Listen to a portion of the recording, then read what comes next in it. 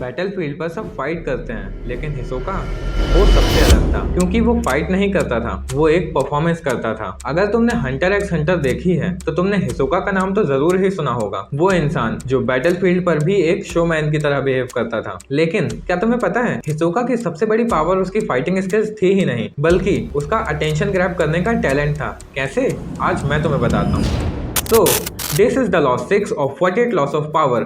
और लॉ 6 कहता है court attention at all cost. तुम्हारा सबसे बड़ा वेपन तुम्हारी वर्क स्पेस स्किल्स नहीं है, बल्कि तुम्हारा नाम और तुम्हारा अटेंशन ग्रैब करने का टैलेंट है। अगर लोग तुम्हें याद रखते हैं तभी तुम एक बेहतरीन प्लेयर हो, और अगर नहीं तो तुम्हारी सबसे बेहतरीन स्किल्स भी बेकार हैं। हंटर एग्जाम्स के दौरान हिसोका सिर्फ एक कॉम्पिटिटर नहीं था, वो एक स्पेक्टिकल था। जब दूसरे कैंडिडेट्स चुपके से अपने टास्क कंप्लीट करने की कोशिश कर रहे थे, हिसोका ने सबके सामने अपने ओपोनेंट्स को खत्म कर दिया। वो सिर्फ जीतने के लिए नहीं खेल रहा था, वो एक परफॉर्मेंस कर रहा था। एक मोमेंट था जब हिसोका ने लड़ाई के दौरान गॉन को मारा नहीं, बल्कि उसे सिर्फ एक टेस्ट ऑफ फियर दिया। वो चाहता था कि गॉन उससे डर के साथ भी फैसिनेटेड रहे। जब फैंटम ट्रूप्स के मेंबर्स भी अपने टारगेट्स को साइलेंटली हंट कर रहे थे, हिसोका ने सबको ओपनली चैलेंज कर दिया। उसका फोकस सिर्फ फाइट जीतने पर नहीं था, बल्कि अपना नाम उनके दिमाग में बसाने पर था। और ये सिर्फ उसका ईगो नहीं था, ये एक स्ट्रेटेजी थी। जहाँ दूसरे फाइटर्स सिर्फ जीतने के लिए लड़ते थे, वहाँ हिसोका हर फाइट को एक परफॉर्मेंस ही बना देता था। हिसोका के लिए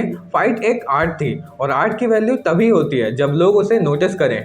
जब तक लोग तुम्हें देखते हैं, सुनते हैं और तुम्हें याद रखते हैं, तुम सिर्फ तभी तक पावरफुल हो। हिसोका ने कभी भी चुपके से अपना काम नहीं किया। वो हमेशा चाहता था कि लोग उसे याद रखें, चाहे उनके दिमाग में वो एक नाइटमेयर ही क्यों ना बन जाए। देखो, ह्यूमन साइकोलॉजी कहती है कि जो ह्यूमंस होते हैं ना, वो अटेंशन के भूखे होते हैं, और जो चीज उनका अटेंशन ग्रैब नहीं कर पाती, वो चीज उनके दिमाग से आसानी से निकल जाती है। और हिसोका ने इस साइकोलॉजी को ऑलरेडी समझ लिया था, इसलिए वो सिर्फ जीतने के लिए नहीं खेलता था, वो याद रहने के लिए खेलता था। लोग कभी भी उसे इग्नोर नहीं कर पाए, और इस तरीके से वो उनके दिमाग में हमेशा के लिए रहा। और ये रियल लाइफ में भी होता ही है। अगर तुम अपने कॉलेज, स्कूल या ऑफिस में चुपके से काम करते हो तो लोग तुम्हें कभी नोटिस ही नहीं करेंगे। जॉब में सिर्फ हार्ड वर्क करना जरूरी नहीं है, अपने काम को हाईलाइट भी करना पड़ता है। सोशल मीडिया पे तुम्हारा कंटेंट अमेजिंग हो सकता है, लेकिन अगर तुम लोगों का अटेंशन ही ग्रैब नहीं कर पाओगे तो तुम्हारा कंटेंट कभी वायरल ही नहीं होगा। रिलेशनशिप्स में अगर तुम्हारी प्रेजेंस फील नहीं होती तो धीरे धीरे लोग तुम्हें भूलना शुरू कर देते हैं। और इसीलिए हिसोका जैसे कैरेक्टर सिर्फ पावरफुल नहीं बल्कि मेमोरेबल भी होते हैं, क्योंकि वो अटेंशन को अपना वेपन बना लेते हैं। देखो, एक चीज समझना बहुत जरूरी है कि इनविजिबल रहना कूल तो है, लेकिन सिर्फ भूतों के लिए। क्योंकि रियल वर्ल्ड में अगर तुम नोटिस नहीं होते तो तुम एग्जिस्ट ही नहीं करते। डियो ब्रांडो भी इस लॉ का एक परफेक्ट एग्जांपल है। उसका नाम सिर्फ एक विलन के रूप में नहीं बल्कि एक लेजेंड के रूप में याद रखा जाता है, क्योंकि वो अपनी हर फाइट को एक ड्रामेटिक स्पेक्टिकल बनाता था।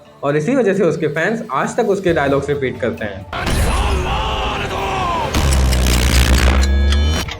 तो अगर तुम्हें ये समझ में आया हो कि हिसोका की सबसे बड़ी पावर उसकी अटेंशन ग्रैब करने की स्किल थी, तो इस वीडियो को लाइक करना बिल्कुल मत भूलना। और अगर तुम भी चाहते हो कि तुम्हारा नाम पावरफुल बने तो चैनल को सब्सक्राइब करना बिल्कुल मत भूलना, क्योंकि अगले एपिसोड में ओरोचिमारू तुम्हें सिखाएगा कि दूसरों से काम निकलवाकर उसका क्रेडिट खुद कैसे लिया जाता है। तो अगले वीडियो को बिल्कुल भी मिस मत करना, और मैं मिलता हूँ तुमसे अगले वीडियो में। तब तक के लिए गुड बाय।